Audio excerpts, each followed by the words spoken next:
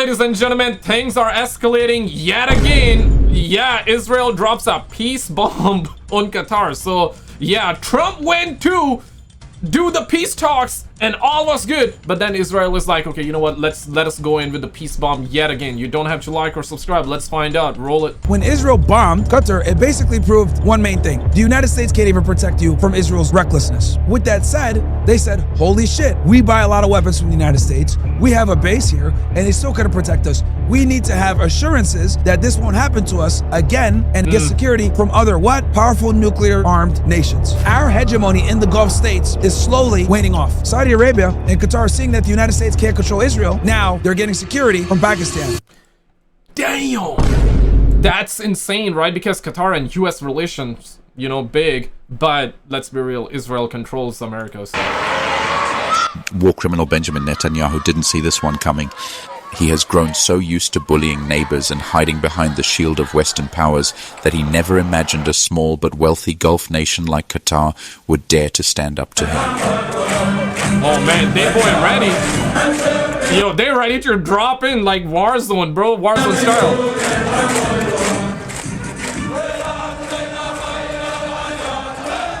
Now that, you know, the craziest thing is that we had Battlefield 2042, those of you that are into video games, and they had the map set in Qatar, Doha. Oh shit, and this is, I believe, Doha in the back. Arrogance is being shattered. What just happened is not only a military and political embarrassment for Israel, but also a turning point in the Middle East. Qatar's strike against Israel, no matter how much the Western and Israeli media try to censor or downplay it, sends a loud message: the days of silence are over. For years, Israel painted Qatar as weak, as nothing more than a pawn in America's game. But that illusion is breaking. This is the fulfillment of what Qatari Prime Minister Mohammed bin Abdurrahman bin Jassim Al Thani promised after Israel's criminal attack targeting Gaza officials meeting in Doha. He said it would not go unpunished, and now the world sees he meant it. In this context, we express our appreciation to the Arab states who condemned this Israeli barbaric attack and their support to the lawful measures we will take to safeguard our sovereignty. Attacking Qatar's sovereignty is a violation of the UN Charter, namely Article 4, which prohibits the use of force against countries and its sovereignty. It is also... Yeah, I mean, whether you're on the Qatar side or Israel side, let's be objective here. You know, if somebody like breaks into your house, dog, you're gonna be coming in, right? You're gonna be coming in hot as well, right? So that's what's happening. Like, Israel just they bombed Qatar, bro. Like, what the hell? These thing is crazy. Like, damn, like they enter their house and they bomb them like that. Of course, man, they're gonna try to fight back, right? So a flagrant violation of the international norms and humanitarian tenets. It cannot be an isolated incident that can go unpunished. It must be met with fierce and firm measures. Man, like, Trump recently went there for peace talks, though. Like, damn, so you're telling me like Trump went for nothing? Shit, man. Like, but I'll say this, okay? I feel like that Trump has tried. Obviously, nobody knows what it goes down behind the scenes in the deep state and with the deep state and Israel and all that. But it is very much clear at this point that Israel does control America big time, right? They do control America big time. Maybe Trump for real tried his best so, you know, there could be peace. But Israel is like, bro, everything was kind of like, it was calming down, right? Things were calming down. But then Israel is like, okay, let's bomb again. Peace bombs, right? Bombs of peace. I mean, bro, like, damn, man. Inhumane Israeli government and with their acts have sent out a message that they have crossed all the red lines. They will continue to undermine and destabilize any state in the world and undermine any political effort that stands in conflict with their agenda or expose the falsehood and falseness of their propaganda. That's why we cannot remain silent in the face of this barbaric attack, and we take harsh measures in order to prevent further action. If we remain silent, we will be faced with an unlimited and countless series which will end up in total destruction, and no country will be spared. When I first heard that announcement, I'll be honest with you, I thought nothing would happen. I thought it was just another bold statement that would fade into the air like so many others in Arab politics. But Qatar has proven it is not some toothless bulldog. The very first move it made was a diplomatic strike, and let me And let's be real, if you're on one side or the other, there should be peace, but of course governments don't want peace. And in this situation, I'm not like trying to say the Qatar should not fight back. Yeah, I mean, like, Israel strike them, so they have the right to defend themselves, strike back, whatever. Do I want that? Absolutely not. And I'm saying that absolutely not for both Israel and Qatar. Like, I don't want to see things escalate, because what we're now finding out is that, you know, countries are having alliance with other countries that they feel like they click with, right? You feel what I'm saying? It's like the high school situation, right? You're gonna sit with the boys that you click with, okay? You're gonna find your group real quick. You know, the nerds gonna be with the nerds, you know, the baddies gonna be with other baddies, and yeah, you know, you find your groups. And of course we got NATO here, right? And looks like that we're gonna have the Arab NATO, and then you got China, Russia. Maybe they're gonna join in on with them, or maybe they're gonna form their own shit. And yeah, right? So it's like, if you fight or if you attack my country, then, you know, the entire NATO is gonna come and gang up. And if we got like 3 NATOs in the world, or 2 NATOs, like, and if something goes bad, and let's just say Israel, like, you know, pinky or fingers someone's butthole, pause, then everybody's gonna gang up. And that's like, it's, yeah, every day we're getting closer and closer. Yeah, like, you know, everybody has been yelling WW3 for years and years and years, but I wouldn't say this is WW3 or anything like that. I wouldn't say that. But, you know, it's, if you ever heard of the butterfly effect, this is how it starts, right? It might be like small right now, but then it grows and it grows and grows. And yeah, that's the thing that you don't want. tell you that alone is shaking Israel in ways people don't understand. Qatar didn't just complain. It went straight for the international courts. The Emirates' chief negotiator, Mohammed Al-Khulaifi, sat down in The Hague with the president of the International Criminal Court, Judge Tomoko Akane, to demand accountability for Israel's brazen attack on Qatari soil. That's a huge move. Some may say, what difference does that make? Courts don't stop wars. True, it won't stop Israeli bombs today, but symbolically, this matter, it forces the world to confront Israel's crimes on a bigger stage. It shows. I mean, dog, like, for how many times we have, yeah, we've seen so many, like, United Nations meetings and all that. Yeah, it's not stopping them from bombing, like, you know what I'm saying? Yeah, bro, like, peace, we're, like, humans and peace just don't go together anymore, man. Bring in the Aliens DLC, bro. Just bring it on, man. And where is Call of Duty? They're coming out with Black Ops 7. They need to make a Call of Duty game for these politicians, man. Yeah. Then you can go ahead and nuke each other in the game, bro. Like, just let the people live in peace, bro. Like, damn, bro. They be starting, like, another Warzone DLC by the looks of it. That Qatar is not bowing. It is fighting back in every arena. And that in itself is a powerful blow to Netanyahu's ego. And before I continue, do me a favor. Hit that like button so this video forces its way through YouTube's suppressive algorithm and reaches more people who need to hear the truth.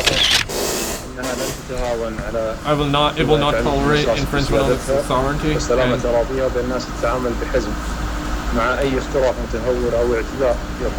Security and threat and the stability of the region. It deserves the right to respond to this blatant attack and will take all necessary measures to respond to it. The States of Qatar affirms that it will not tolerate any. Okay. Yeah. Okay, let me actually get back to it. Shout out to the homie Myron Games. Roll it. So, as you guys know, last week, Israel bombed Qatar, okay? And when they bombed Qatar, they bombed them to eliminate members of Hamas. As you guys know, the leadership of Hamas lives in Doha, Qatar. And the reason why they live there is because Qatar is kind of like a middleman that facilitates agreements with the Israelis and Hamas, and also, you know, the United States, the West in general, right? It's a middle ground for all these different groups to be able to exercise some diplomacy. And these high-ranking officials in Hamas have been there for a very long time, for decades, since like the early 2000s, 2010s, etc. And the two main guys, Khalid Mashal and the other guy, who run Hamas, these guys right here, let me put a face to the name. So this is one of the main guys, right? And Israel's been trying to kill this guy for a very long time. I told you guys the story of how they tried to assassinate him in Jordan, and they failed back in 1997, okay? Ooh. So they've been trying to get this dude for a minute, and his counterpart. So these guys live in Qatar right now. And for those of you that don't know, Qatar, whatever you want to call it, very wealthy Gulf state. It's like Dubai. right, have a lot of money, a lot of oil, etc. Ally of the United States. We have our biggest military base there. Right, dang. Okay? And that's the thing, right? Like, so U.S. alliance has been very strong with Qatar, and they do share bases as well. It's like, yeah, you know, America can trust Qatar with that kind of stuff, with their tech there. But I don't know, after this, I don't know, man. Yeah, this is a turning point, right? So what ended up happening was the Israelis did a precise airstrike on a building that they thought members of Hamas were going to be at to negotiate or make a response to Trump's 24-hour warning that if they didn't make a deal, there was something bad was going to happen. So the Israelis got intel that these high-ranking Hamas members were going to go ahead and meet up to talk about this deal, and what they did was they planned an airstrike. Now, why is this a problem? Because they violated Qatar's sovereignty and their airspace to go in and attack them and bomb them in Doha. Now, this is obviously a huge slap in the face, right? So not just Qatar, but the entire Arab world and the Gulf states, okay? Now, the reason why this is so insulting, okay, is because trust issues, man. Simple as that. Like, everybody having trust issues right now. Everybody's like, nah, man, cannot rely on you. We're getting into that territory. Because for years, decades now at this point, all of these Arab countries that have played peace with Israel have been criticized.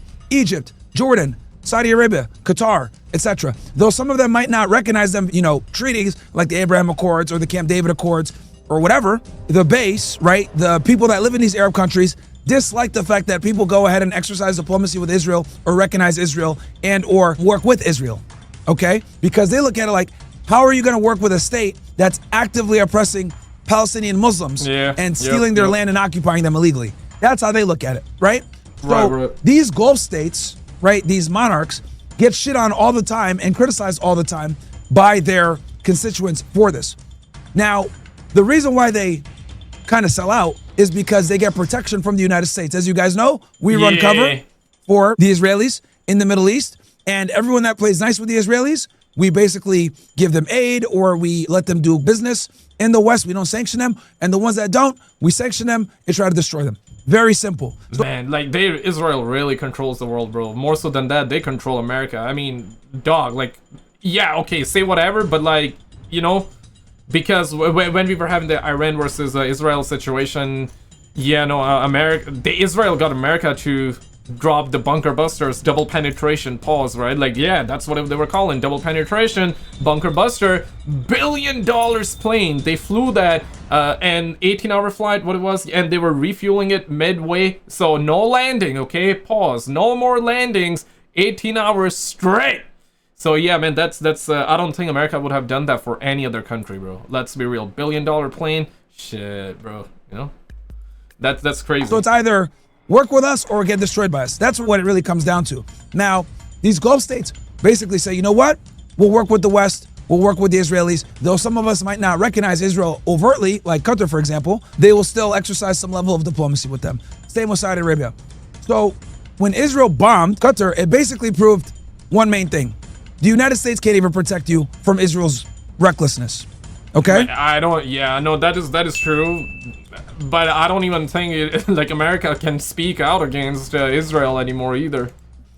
And with that said, they said, holy shit, we buy a lot of weapons from the United States. We have a base here, and they still couldn't protect us. We need to have assurances that this won't happen to us again and get security from other what? Powerful nuclear-armed nations. Okay? Okay.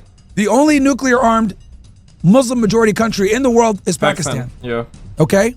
So Saudi is ganging up right now with Pakistan. Pakistan ganging up with Saudi.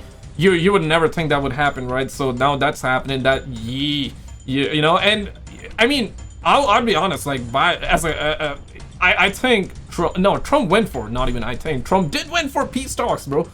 So Trump went for it, and this is what's happening after that. Shit, that's a massive slap.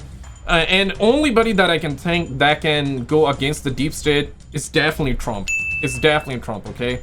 But I don't know, man. Even he don't have the influence no more, right? We done a video of Joe Rogan. We had the video. I'll link you at the end, where Joe Rogan talks about how Israel is blackmailing Trump. So we had a video on that. So I don't even think like Trump can actually go against Israel. I mean, he's the only one that has tried or is trying but even he cannot.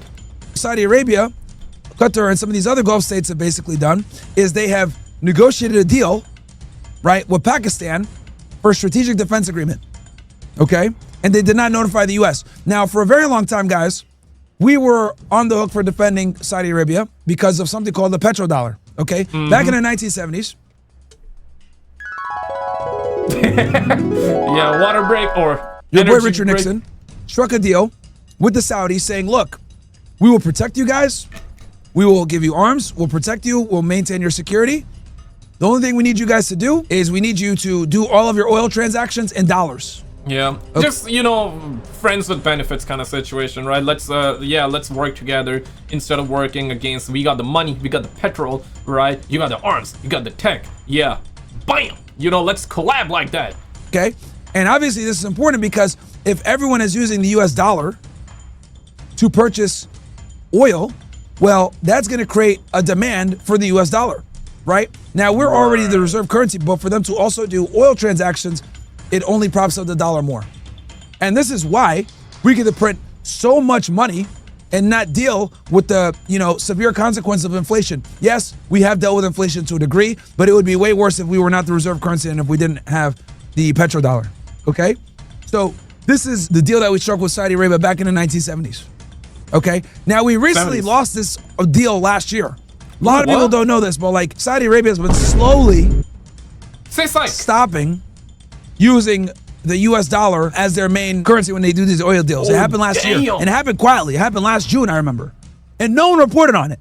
Yo, that's right. So, it's been almost like 2 years. So, my connecting flight was from Doha, right, Qatar. And bro, the airport was insanely beautiful, right? So I've been to Qatar once, but the airport, like not outside or anything like that, but I've been the connecting flight, right? So the stay was there for like 3-4 hours, something like that, just a very small stay. So seeing the airport, beautiful. Bought some Maltesers, love Maltesers. And yeah, it was either they do accept different currencies for sure, but you know, the prices were mainly in their currency and the US dollars. So basically they were like, okay, for that many US dollars you can get this. So yeah, basically, and once you buy stuff, if you want your money refunded or returned rather, or the exchange rather, if you give them 15 but the thing was for $10 or some shit like that, they will return the money to you in USD. It doesn't happen for any other kind of currency, for from what I recall. So yeah, no, the US dollars and the American influence and the alliance that Saudi and Qatar and all these Gulf states have, it has always been very, very big. So they always had alliance, but now because of Israel, it seems like that it's kind of like breaking apart. Nobody reported on it. But I remember. And no one reported on it. Nobody reported on it. But this goes to show that for years now at this point, Saudi Arabia has been slowly trying to back out of, right, or, you know, tiptoe backwards from American security. And, you know, they flow with bricks, backing out the petrodollar to a degree, a little bit here, a little bit there, working with Russia here, working with China here, doing something here, doing something there. Because the Saudis, right, are opportunists. I'm just going to call it what it is. They're opportunists. Yeah. What do I mean by this? Publicly, they'll say, oh, we will not recognize an Israeli state until they give the Palestinians land. But what they won't tell you is that prior to October 7th, they were flirting with joining the Abraham Accords. Okay? Now, what are the Abraham Accords? The Abraham Accords, guys, are basically it's a peace deal that your boy Donald Trump negotiated back in like 2020, where it would get Arab nations or Muslim majority countries in the Middle East to recognize Israel. A lot of these countries don't recognize Israel, guys, as a state. That's true. For obviously what they did to the Palestinians. Yeah. And Saudi Arabia was one of the last holdout countries. Now, Saudi Arabia was flirting with potentially being recognizing Israel. And Yeah, I saw that. I saw the rumors over on X, Twitter. Yeah, that was big then too. Shit. Yeah, I mean, they were trying to, I guess, somehow find a way to make money or, I guess, trade in some capacity with Israel and making sure that things go back to normalcy. But, yeah, I don't know about this one, man. After this one, nah. Coming into the Abraham Accords, That is the big reason why October 7th happened. Why? Because due to Saudi Arabia's geographic location and the fact that they have so many different holy lands in their country, they are looked at as almost like the de facto leader of the Muslim world.